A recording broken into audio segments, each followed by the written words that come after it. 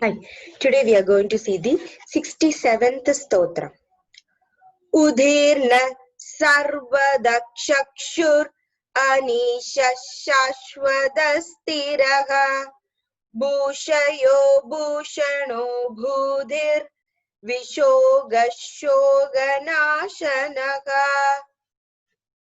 Udhirna. Udhirna means, Udhi means upper. So Bhagavan is the power who is superior to all the beings. And he is beyond the finitude. That means he is infinite. And he is beyond all the limitations. And he is beyond all the change. And he is beyond all the decay.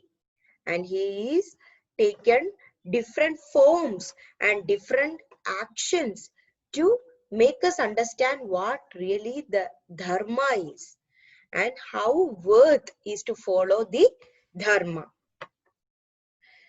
Sarvadakshusha means, Sarvada means all. Akshu means, Akshi means eyes. Akshu means eye, two eyes. So Bhagavan has eyes which can see everything everywhere. That means Bhagavan has the nature of pure consciousness which is present in all directions. He can view everything, anywhere, at any place. And he has eyes everywhere means he is given importance to the truth. When we see that somewhere is looking at us, we will do the good things. We will not say the lies. In the same way, Bhagavan is there where the truth is there. And he gives the pure consciousness. That means in Gita, it said that Bhagavan has hands, legs, eyes, face, mouth everywhere. That means he has hands everywhere, means he has the power to do the things that infinite hands can do. Legs means he has the power to reach anywhere that infinite legs can do. Eyes means he can see the things that an infinite eyes can do. And face means he can be at anywhere to look at you, to protect and support you. He has mouth everywhere means he can be there to voice your sound out at any point of time. That even if an infinite mouth can do the same thing, the Bhagavan can do. That's why it says Sarvada Kshusha. Anisha. Anisha means one who cannot have anyone to lord over him. Bhagavan himself is the power who is guiding everything. He does not need anyone to overpower him. He has the power. That means nobody is there to rule over him. That is, he is never changing. He is permanent. That is, he is ever the same.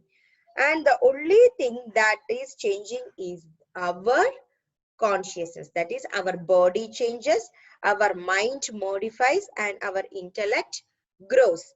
And the consciousness will be the same.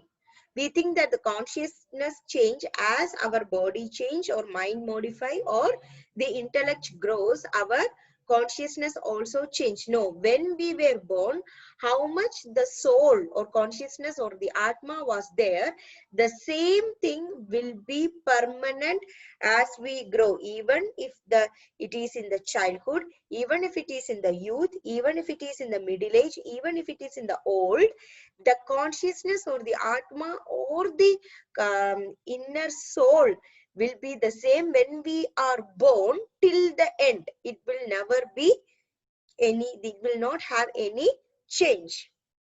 And it illuminates the light of knowledge. It can give out the power, it can give out the motivation, but it will never change. That's why he's called Anisha. Sarvada Stira. Stira means permanent. Sarvada means always. So he has the eternal, which is never changing. Bhushaya. Bhu means earth. Shaya means lie down. So Bhushaya means one who lies on the earth. Where on the avataram of Rama, Bhagavan did sleep on the ground of the sea beach when he was about to cross over to Lanka. That is, he rested on the earth. It is also known as Bhushaya, means Bhu means Bhumi Devi. Bhagwan is the supporter of Bhumi Devi. So at the time of Varaha Avataram also, Bhagwan supported the Bhumi by helping her from the depth of the ocean. Bhushana. Bhushanam means the decoration. So Bhagavan is the power who is adorned the earth by different incarnation. Bhagavan took lot of avataram onto the earth to save dharma. So he is creating lot of creations and beings and everything, both emotionally, physically and mentally, to make the earth more beautiful. If nobody was there, the earth will be as blunt as it is. But when you add something to it, lot of trees, lot of plants, lot of beings and lot of everything, oceans and everything, it becomes beautiful. That's how the Bhagavan is decorating. And also known as Bhagavan is controlling the love and the basic instincts, or the intellectually we will have the thoughts, those and are all given by Bhagavan, and they will be great, they will be noble, they will be beautiful, and those thoughts will lead us to the path of dharma. Budhi.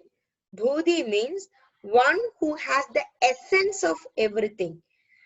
That means Bhagavan is the source of all the glorious manifestation. Everything that happens, Bhagavan will be the central point or the focal point where all the happenings is occurred. That means he is the pure or glory or the Aishwarya that he can deliberately bless even when there everything is changing. Vishoka. Shoka means sad. Vishoka means one who can destroy that sad. That means Bhagavan is the nature of bliss who is free from all the sadness, sorrow. That means the mind, body and intellect are the three things that is responsible for agitation and sorrows. So Bhagavan is beyond that. That's why he can bless us with the ultimate bliss. Shoganashana. Shoga means again sorrow or sadness.